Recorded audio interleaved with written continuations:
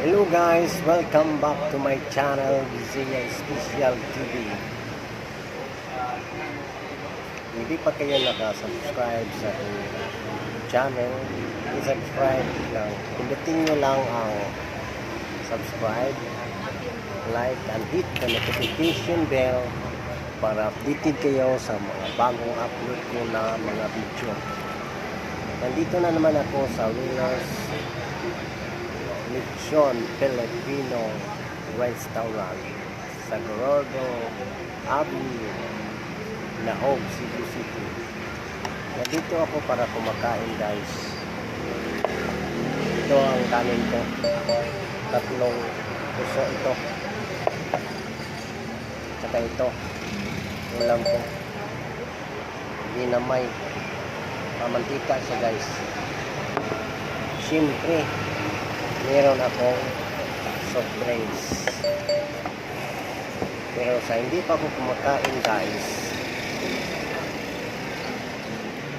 bigyan nyo ako ng pagkakataon na ituro ko sa inyo kung paano buksan ng soft drinks ng gamit ay key holder.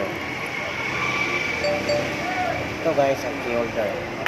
Paano ko buksan gamit ang key holder?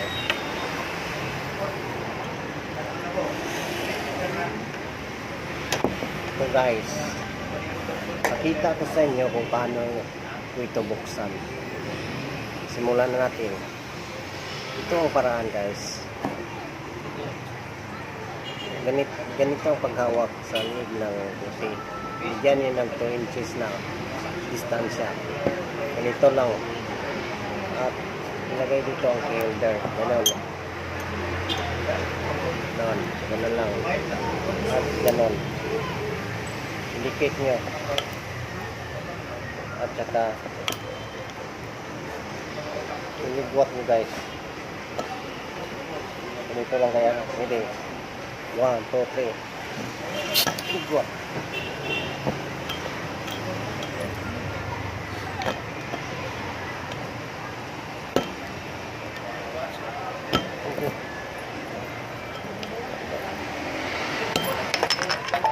Basic lang.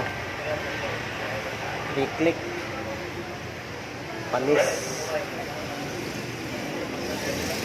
Ganito lang, ganun lang ang pagbukas ng takip ng soft drinks gamit ang holder. Nandito na lang ako guys. God bless us all and more power. Salamat sa panonood nyo sa aking video. Kakain na ako guys.